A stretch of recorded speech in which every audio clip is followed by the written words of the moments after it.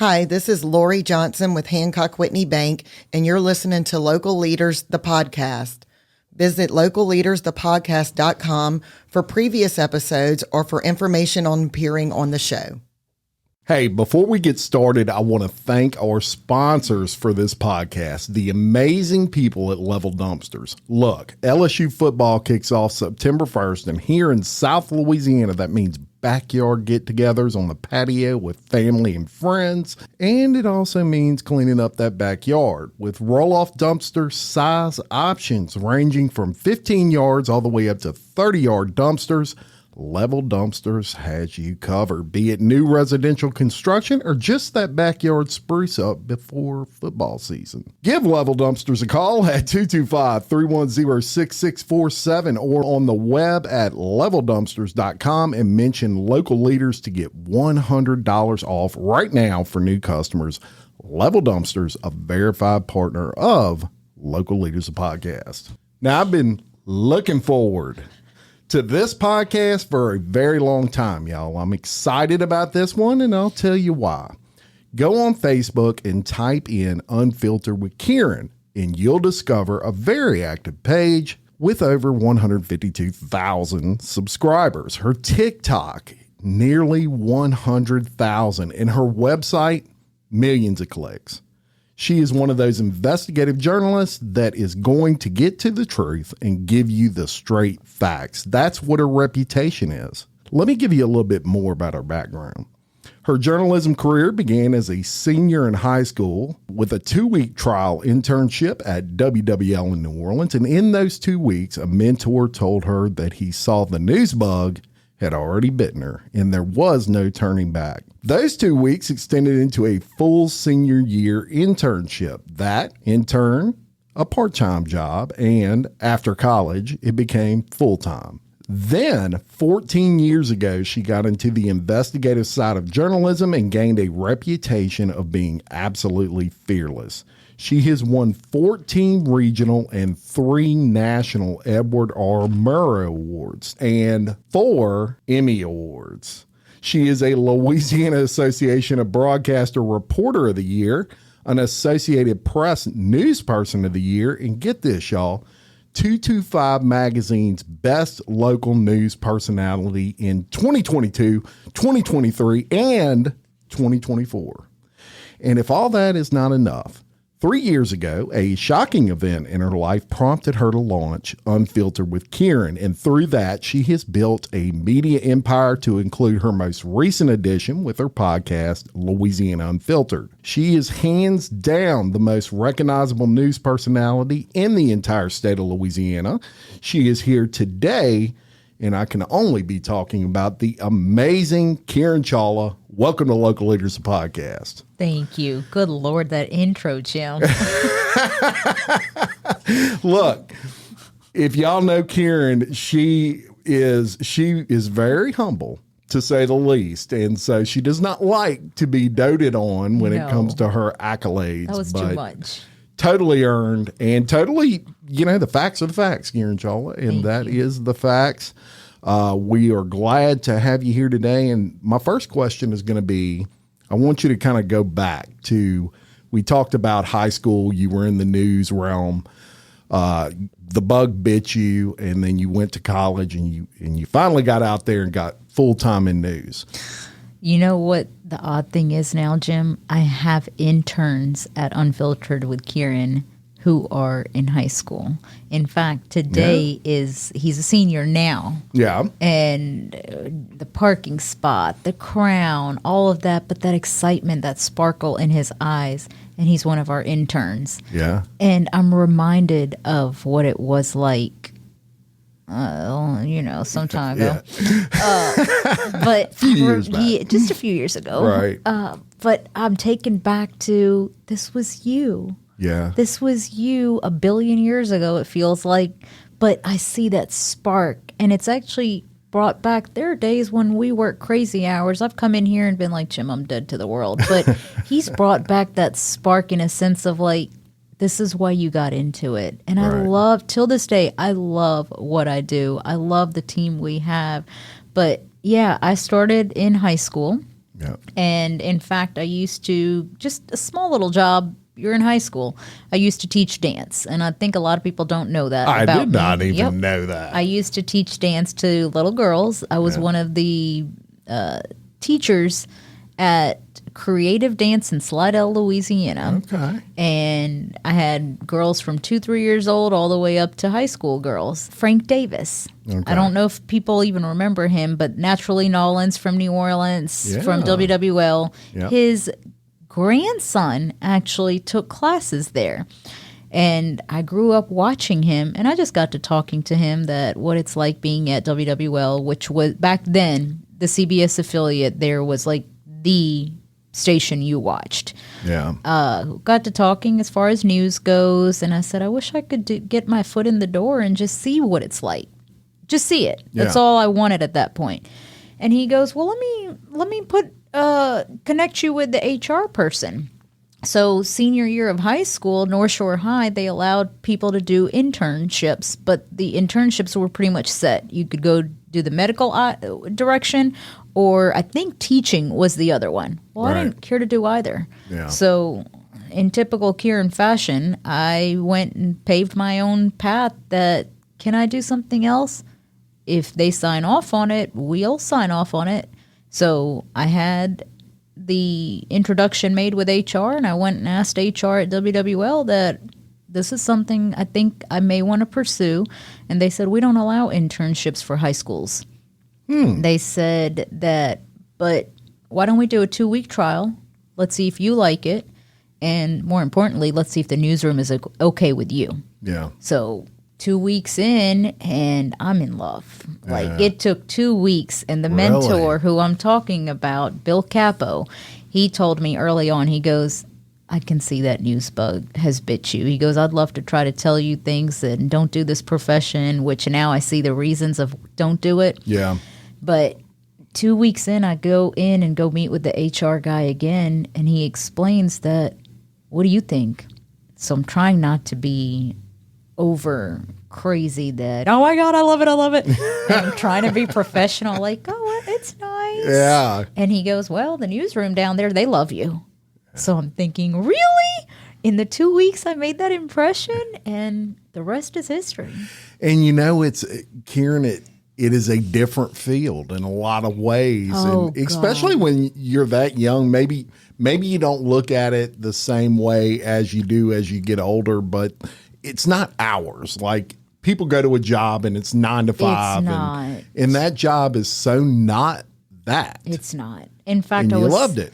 I did. And I guess back then I didn't see that. Yeah. Because I had to go fulfill my hours for school, but for school, you're required to do what, 4 hours, 3 hours, how many ever it is. I wasn't doing just the minimum. If I'm going at 2 o'clock, well, the news doesn't go on till 5 and 6 o'clock. I'm required to fill 3 or 4 hours. What am I learning if I only stayed till 5? Right. I stayed till 7. Or if you're sent out with a reporter and a photographer and you're on breaking news, they're not driving back just to drop you off. Yeah. You're stuck. Yeah. But you would think you're stuck.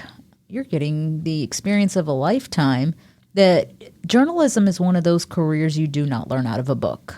Right. And so I have this internship. I'm doing it simply for credit. It's not money or anything. I get out of high school and I got my very first job ever. It's a part-time job while I'm going to college at Loyola University. I gave up all my weekends. So I worked Friday, Saturday, Sunday nights. During college? During college. Everybody else is partying. Everybody's partying. Except Kieran.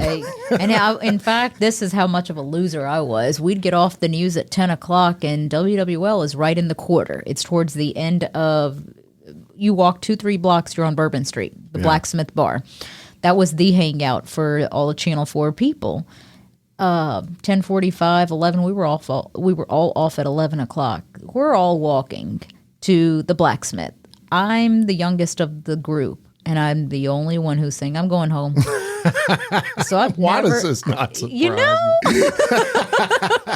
I've just never been that drinker, partier. Yeah. I'd go hang out because at first I'm like, I'm going to come across as a loser. Or maybe I do need to be hanging out and working with some of these people. But by midnight, I'm thinking I'm struggling. Oh, I'm struggling. I've just never been a big night owl. Yeah. during that internship, I'm sure you learned many different aspects of the news. I did. Did you do pretty much everything from setting up a camera to... I did not learn setting up a camera. Yeah. The business has changed so much in, giving away my age, 22 years. 22 years ago, as a reporter, you didn't have to shoot your own stuff. So I wanted to do reporting, and as an intern, I never had to learn how to do my own videography. I learned how to edit, but I never had to learn how to do my own videography. Yeah. Now, everybody going in as a first-time reporter, you're a one-man band. Sure. Meaning you have to shoot, edit, do everything on your own. And truth be told, times have changed so much for new reporters coming in because you don't only have the television aspect, you have a digital aspect that is requiring you to do now. Yes. But your boss is requiring you to do television. Yeah. And you're torn. You're basically doing, you're a photographer, you're an editor, you're a reporter, you're a digital writer. 4 jobs, 1 salary. Wow. And, technology, the way it has advanced. I mean, when you started in news, you were probably still freehanding a lot of things. And we were still tape-to-tape editing, which people may not even know what that means now. Yeah. It's so easy to edit with digital editing. But back then, if you have a murder and the script says, your edited piece says, I don't know, the name of the suspect is not known at this time. But at 4:30, they put out a press release saying the name of the person is this. The photographer now has to go back and find that one clip, re-edit that, but then you have to re-edit everything after that. Yeah. Tape to tape. That's a lot. I mean, it was crazy. Now you think about that, it's as simple as hurry up, go retrack it, drop it in. Yeah. Not back then. You graduate from Loyola. I did. In fact, Katrina came what would have been my junior year. I should have been class of 07. Yeah. But I got out a year early. I had enough credits in high school that counted towards college. But then, so I only really needed one more semester. And Katrina had shut down all of New Orleans. Loyola's flooded. I came to LSU for that one semester. Life is upside down. I don't know where I'm going. The house is flooded. Like, Katrina was just a rough time. Yeah. And you covered that. I did. I covered it. I lived it. My own house is underwater. My school is underwater. My WWO went underwater. So it's a hard time. You're 21. You're not. Now, I'm lying. I was not 21 yet. I was only 20 because I rang in my 21st birthday covering a hurricane. And we were on 12-hour shifts, and here in Baton Rouge, and I ended up in the ER for my 21st birthday because a frame fell on my head in the middle of the night when it was my time to sleep. Oh, wow. That was my 21st birthday. Happy birthday. I know, right?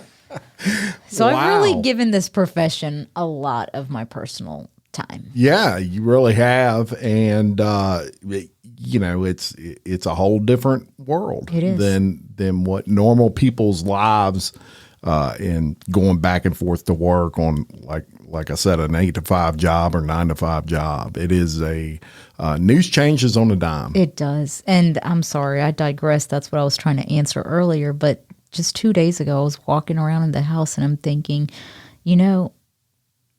there's a special person made to cover news and work in news. Because like you said, it's not a 9-to-5 job.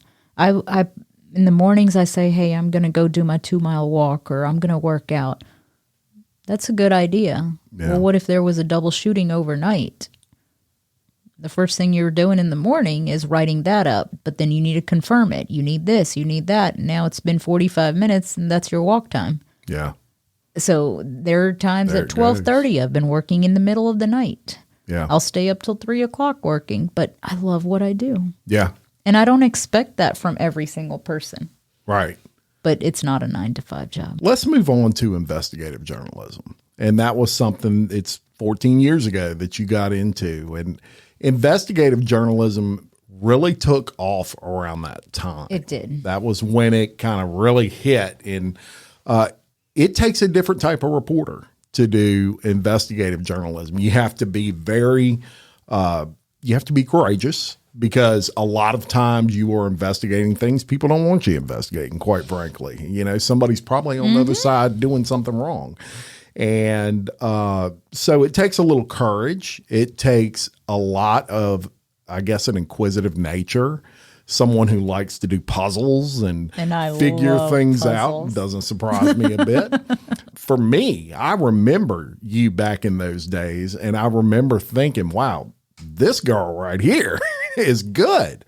What was it about investigative journalism specifically that intrigued you? I think there was an opening. You had Paul Gates at WAFB for a long time. The market had kind of settled as far as investigative journalism had not died down, but it's slowed. Yeah. And like you said, this is a time when investigative journalism across the country is picking back up. Yeah. So I'm approached. When I first started at WAFB, I was also the weekend anchor. They pulled me off the anchor desk, and they claimed that the ratings were down, by the way. Yeah. And so I came off the anchor desk, and I went full-time as a reporter, but in exchange, it was, how about also meshing in investigative journalism? Sounds good. Let's do it. And the very first pieces that we did were things that were going missing from LSU and Southern University. And a cow went missing from LSU.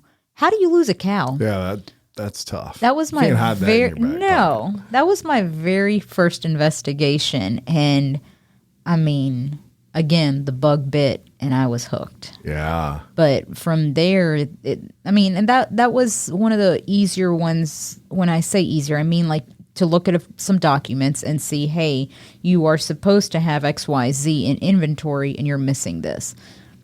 Some investigations, there are times I worked for months on pieces and we realized there's nothing here. Call it quits. Really? Yep. Because it's not worth it.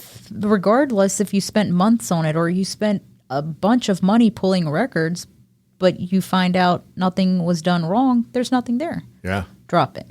Yeah. And I learned that lesson early on. In fact, I remember spending 3 months investigating. I can't remember exactly what it was, but we spent a lot of money on it too and a lot of time. And I had to go to the news director and tell him there's nothing here. Wow. But we dropped it. But then after that, it's kind of like when you start a puzzle, you may do 100 piece first. Yeah. And then you're like, oh, I can do a puzzle. Okay, 200, 250. Eventually you're at that 1,000 piece puzzle. And that's kind of how it became. And before I knew it, I was so deep in for hardcore investigations, and we were making a difference. We are making a difference, should I say. Absolutely. That I just fell in love with holding people accountable, and don't think you're above the law because you have a badge or because you were an elected official or you're a judge. Yeah. Whatever it might be. Right. And, I've heard stories that sometimes I guess it's your cameraman, what do they call it? Videographer is holding you back by your shirt. Oh my God. In fact, I still remember one of my photographers, and she's one of my closest friends. We're actually out in Livingston doing some story, and I think a bunch of employees get let go. They never got their last check. Yeah. Well, those people count on that money. Sure. They've got bills to pay, and I'm very much pro-victim. Yes. That really hurts me that they did a job, pay them. So I knock on the door, the guy answers, we're rolling. And he tells me something, and it's none of your business what I do with the business. And I just kept on asking questions. Are they going to get paid? Are they going to get paid? Are they going to get paid? And I've literally on the back of my shirt, I feel somebody pulling. And I'm like, who would be pulling me when I'm in the middle of an interview? And it's her trying to grab me by the shirt and just saying, let's go get out. Because he's already told me, get off my property. Yeah. And at that, I should have known at that point after you've been told one time, that's trespassing after. Sure. And I was just in the heat of the moment. I had to get an answer for these people because they're begging us to get an answer for them. Yeah. But, yeah, I've run her into poles. Yeah, it's been bad. Some people, there will be hesitation. for example, you went and you just knocked on that door. You just knocked on that door and something is not right with these people not getting paid, and I'm gonna get to the bottom of it. A lot of people, they would be nervous about that, right? You don't have that? Nope. Wow. That's pretty awesome. And perfect for this field, right? It is. Because if you had that, there's no way you'd be successful. And you have seen a lot of success. When you started in news to now, and I just read you earlier that intro, I just did that intro, would you have imagined? Never.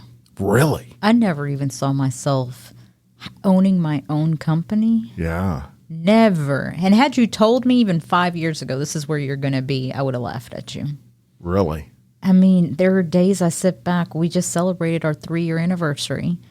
Yes. But it's only been 3 years, and we have a great company. We have a great staff.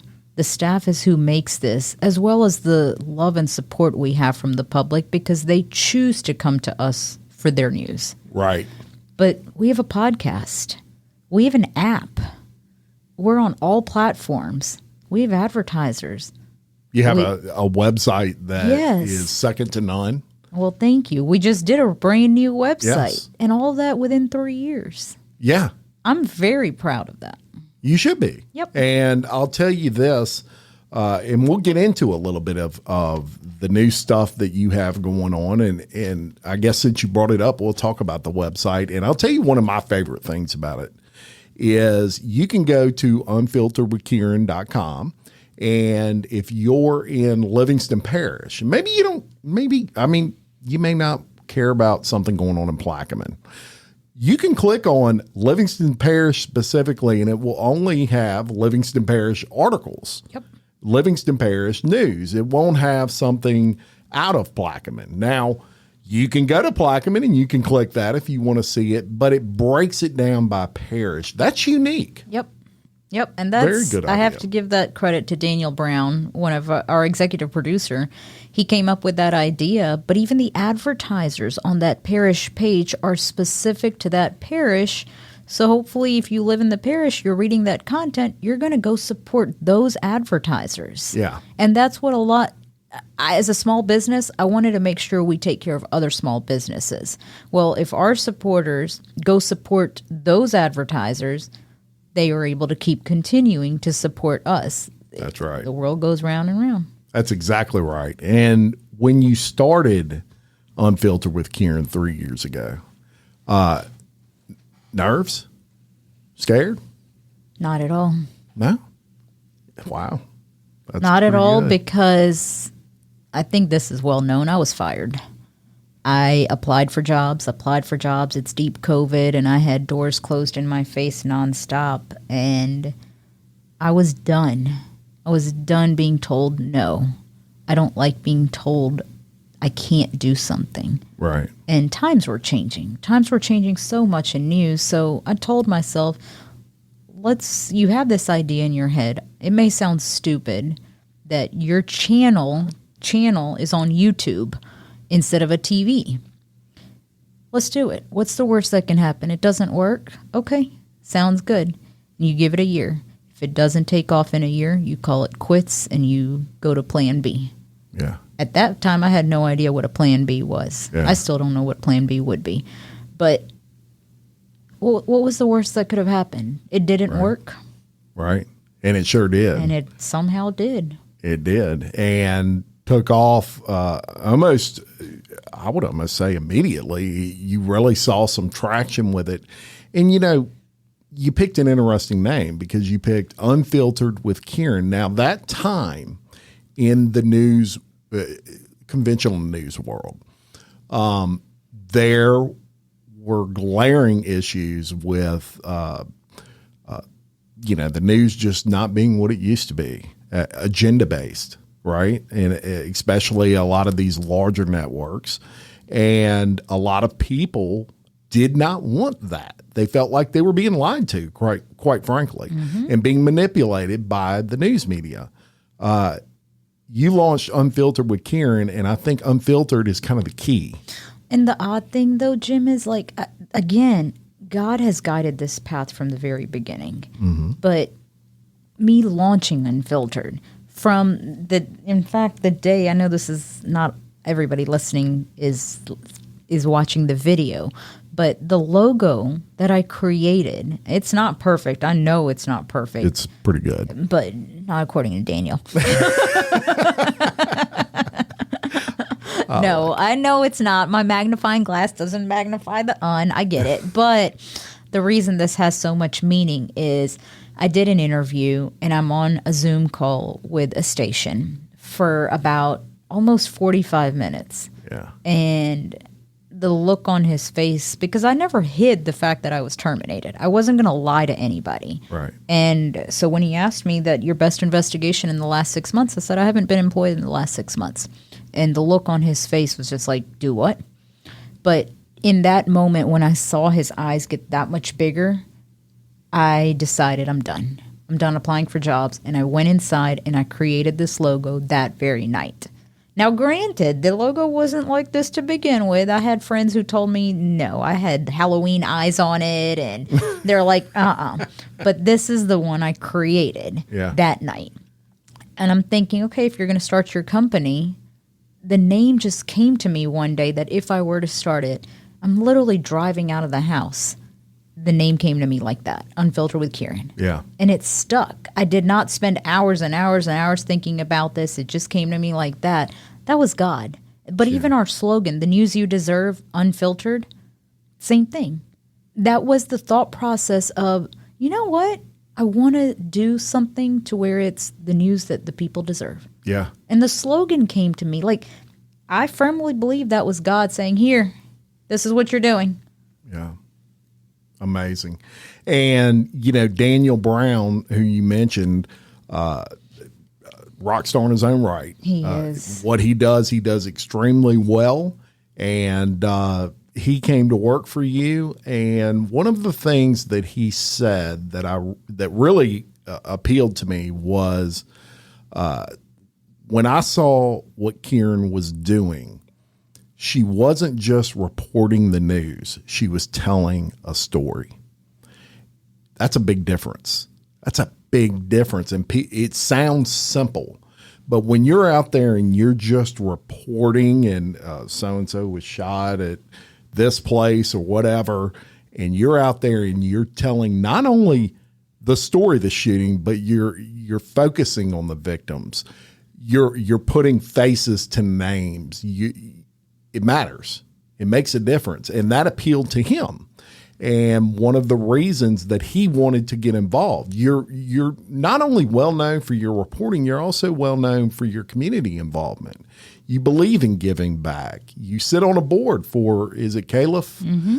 And tell people who are unaware of what that is. Caliph is an amazing nonprofit, Capital Area Law Enforcement Foundation. It came about after the 2016 ambush on law enforcement, and we raise money for the vests, the angel armor vests that protect police officers, sheriff's deputies, any law enforcement against higher powered rounds.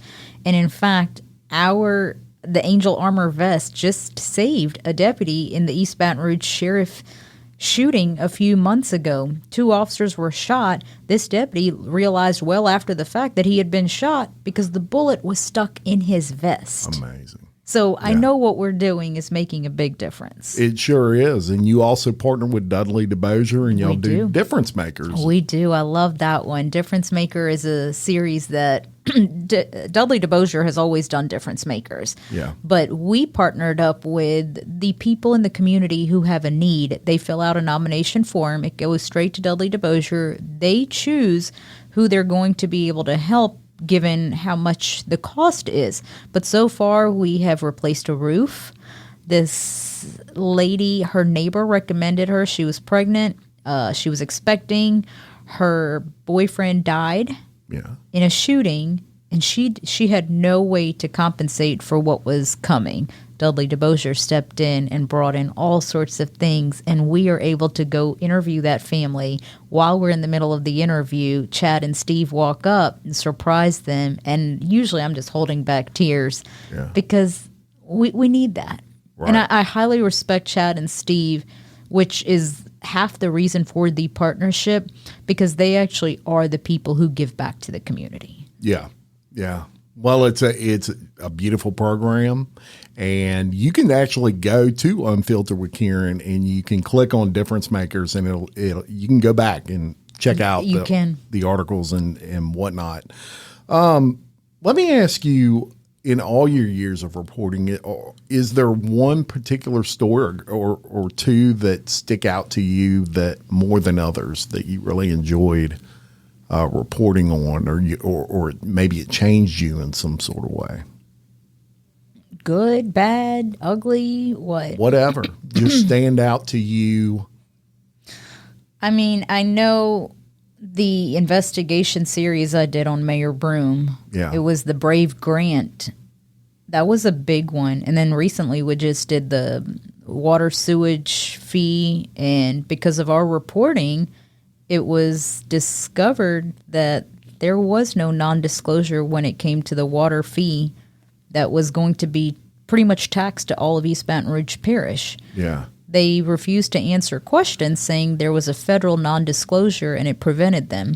The federal government came back and said, we don't even know of a non-disclosure.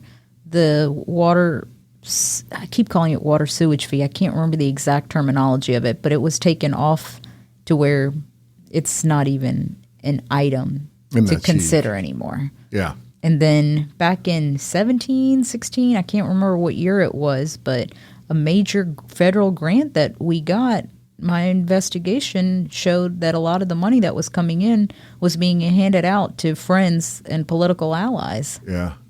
And we shut that federal grant down. But that really proved to me hardcore investigative journalism does make a difference. It really does. Because in the grant situation, that's our tax dollars. That's all of our tax dollars when it's a federal grant. That's right. It comes back to us. But then in the water sewage story, there were some people who were going to get taxed $10,000. That's crazy. People can't afford that. No, they can't. No. How important is trust in what you do? Oh, my God, it's huge. Sometimes it bothers me that I get called out all the time. Well, UWK won't even touch this one. Oh, she won't touch this one. She won't touch this one. And people come up with some weird reasons why. Yeah. The main reason is I don't have the staff. We can't do everything. Yeah. I remember when Woody had asked me, what is the one thing that really bothers you? I responded with, I can't get to everybody. Yeah. There's no way I can get to everybody. That's right. But you're not asking of all other medias to get to you guys. Yeah. And we do our absolute level best, but there's no way we can get to everyone. Well, you know, what's amazing to me in the time that I've been involved with you in your business is people will sit down and they will talk to you right here in the studio. And you'll ask them, you know, what made you talk to me today? And they said, because we trust you. And y'all, I cannot tell you the amount of times that comes out of people's mouths that sit across from Kieran and talk to her about some of the most personal things in life, period.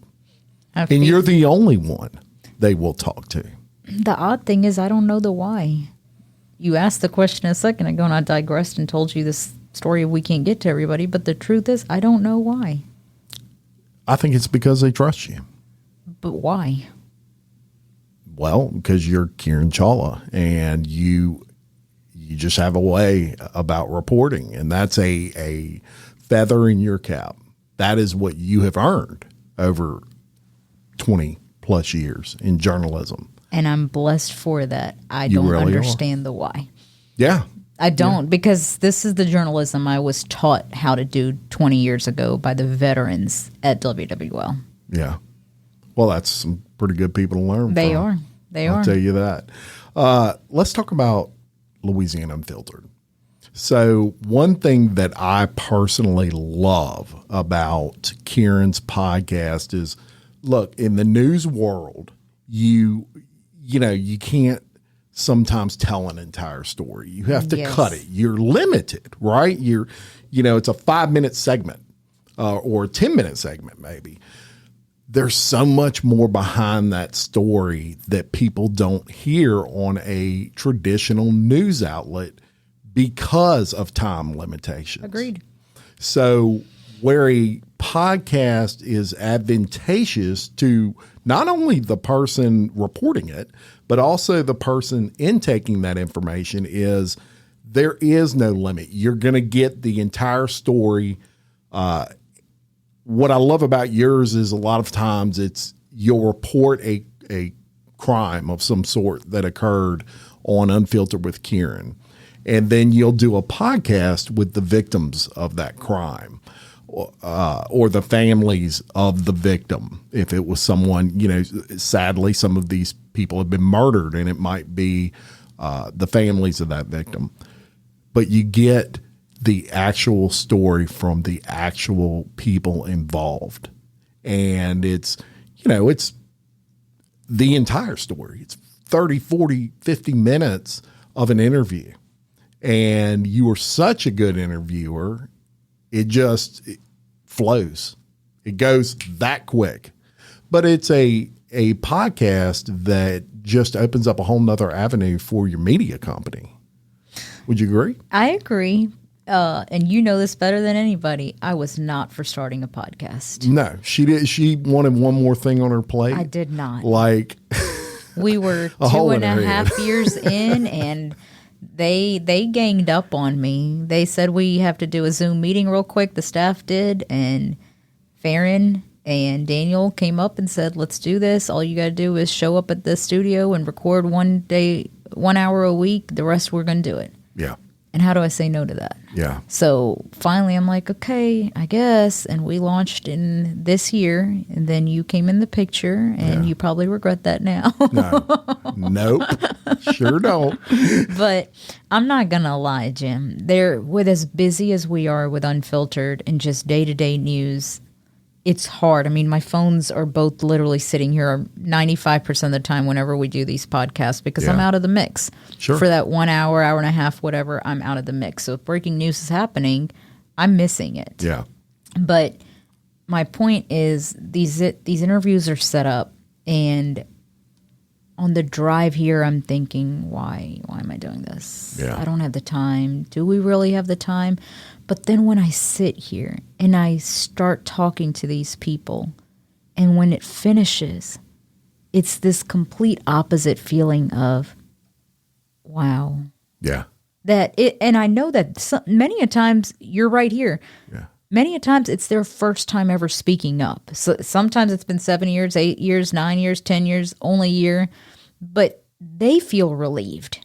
Yeah. For me to sit on that side and be doing the interview and see that relief, it's just this whole. Yeah. And at that very moment, I'm like, I love this. Yes. Yeah. And look, she is exactly describing it accurately as it happens. But it is something that not everybody's made for podcasting. I knew Kieran was. And, a lot of news people, it's a natural progression for most of them. But what separates you, what makes you different is the trust that these people have in you. And some of them that we've had people that Kieran has sat down in here that have never talked to anybody. Nope. And they will only talk to Kieran. And I can tell you it's an amazing podcast. So number one, I would encourage everyone to go check it out. I know there's a little bit of confusion with, we can't find it, under Unfiltered with Kieran. Well, it's separate. It's Louisiana Unfiltered. So I want to make that clear. But I also want to make something else clear. There's a series right now playing on there that is absolutely fire. I'm as I would so say. proud of that one. Amazing series. Tell people about it. Our staff has killed that series. They've done such a good job on it, but that was another one where people spoke up for the very first time. We did I think it's going to end up being a 4-part series into the accused serial killer, Ryan Sharp. Yep. He was operating in East Feliciana Parish and East Baton Rouge Parish back in 2017. This man wreaked havoc for that area, but I remember it so well. I can't remember things now, and for some reason, I remember every single trip to East Feliciana Parish 7 years ago. Long story short, 4 men were shot, 3 of them died, and he was eventually caught, and he said that he was told by the federal government that he had hunting tags, and he had to fulfill those tags. So that's why he was killing the men. Yeah. Well, his trial just wrapped up, but our staff did an amazing job interviewing all the victims. The victim, including the person who survived, Buck Hornsby survived. Those families haven't spoken to anybody else. Right. We had the sheriff, we had the chief deputy, we had the East Baton Rouge Sheriff's Office walking us through how they got him, how they had a clear line of fire in case it was needed as they took down this guy. Yeah. Things like that I'm sitting on your side, and as I'm hearing this, I'm thinking, oh my God, I can't believe they just said that. Yeah. Or the families are talking and opening up for the very first time. The wives, the father-in-laws, the kids. Yeah. And Daniel and Farron took all of that and just pieced it into this beautifully written story that is in multiple parts. In fact, when I was in East Feliciana Parish covering the trial, I had people telling me, oh my God, you leave me hanging every time. Why can't you just drop all of them at the same time? So you're always going to get those. And look, I get them on my side too. It's some people just hate to wait. Yep. And all of that. Unfortunately, you know, sometimes you just can't. You can't tell a whole story in 1 hour. So one of the things interesting about this series, and incidentally, y'all, it's called Hunting Games. Genius name. Mm-hmm. But one of the things interesting about it is that it is highly produced. It's got the theatrical background music with it. And none of that stuff's easy. Shout out to Daniel Brown, who did a great job of intertwining that music into that series. And look, y'all, this lady sitting across from me right now, you cannot impress her no matter what you try to do. And it is actually on fire. The numbers look really, really good. And I'm not surprised a bit. It's a phenomenal series. Definitely go check it out. And you can find that. You can go to the website at Unfiltered with Kieran. You can find it there. You can check out the Facebook page. And of course, everybody's steady promoting that. Great series. Thank you. You should be very proud of it. I am. The staff did an awesome job on this one. And the 4th part that is being written right now, I kind of don't even want to reveal it, but we've got our hands on something that you're going to hear from the suspected killer himself. And I'm still calling him suspected, though. Yeah, he's convicted. He's convicted in 1 case. You still got 3 more to go. So I guess convicted, accused serial killer. Yeah, there you go. That sounds good to me. Couple more questions. First, I'm going to ask you some fun facts. If you could travel anywhere in the world, where would you go? Where would you Colorado.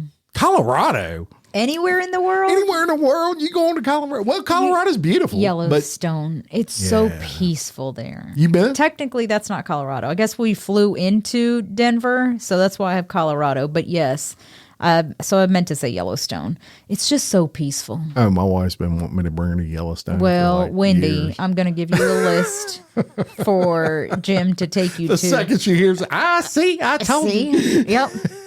Call me, Wendy. No, but Yellowstone is gorgeous. We love to travel. Yeah. But the peace you get just seeing nature, it was just, I can imagine. It was so pretty. Beautiful. Anywhere in the world, though, I don't know. Yeah. I mean, my nationality is Indian. Yeah. I love going back to India and seeing that side of my culture, my life. I love to travel. Yeah. So good. I can't sit here and tell you I have a favorite spot. If I had to, right now it's Yellowstone, Colorado, the mountains. It's just Estes Park. It's so pretty. Well, I got to check those out. And personally, for me, Iceland or New Zealand? Iceland is where we were actually planning to go in October. And then we ended up calling it off because I was like, I think it needs a little more planning. Yeah, that's a big one. Yeah. If you could have any superpower in the world, what would you pick? More time in the day. Wow. And you answered that really fast. Yes. So if you could add an extra hour. More? Yeah. Each day should have like 36 hours. Yes. I agree. I can relate there. I get that 100%. Kiran Chawla, thank you for coming on and spending a little time with us. I know your time is valuable. Folks, we're going to link every single thing you can possibly think of in the description of this podcast. Her website, we'll link her Facebook, her TikTok, y'all. Go check out her TikTok. It's great. If you're the type of person into that short form content, you can't beat it. So go check that out. And I just want to tell you how much I appreciate it. Thank you. And the YouTube nowadays, with everybody who has smart TVs, pull up our channel on your TV. Yeah. I mean, we've got documentaries up there, award-winning documentaries. So our TV channel is our YouTube, Unfiltered with Kieran. Very good. Jim, I'm going to take over this podcast for a quick second. Sure. Thank you. Thank you for what you do. You also chase your dream. Oh. And the reason that you and I get along so well is the other day, the interview I did, he even said it's the people who you surround yourself with, and that's who you become. Yeah. I am blessed to call you my friend. Oh. We met for work, but immediately something clicked and we became friends, but you just are a genuinely good human being with a great heart. And if you're rising, you're not going by yourself. You're taking your friends with you. So thank you for having me on. And thank you for being our friend. Thank you very much. You're going to make me blush. I appreciate you did that to me earlier, so there. If you'd like to check out more from Local Leaders of the podcast, please do so. We are obviously in audio form, but our big platform is YouTube. So go to YouTube, give us a follow if you haven't done so. Thank you to our sponsor again, Level Dumpsters. And until next time, I'm Jim Chapman reminding you, love your community, support local business, and keep leading. Thank you very much.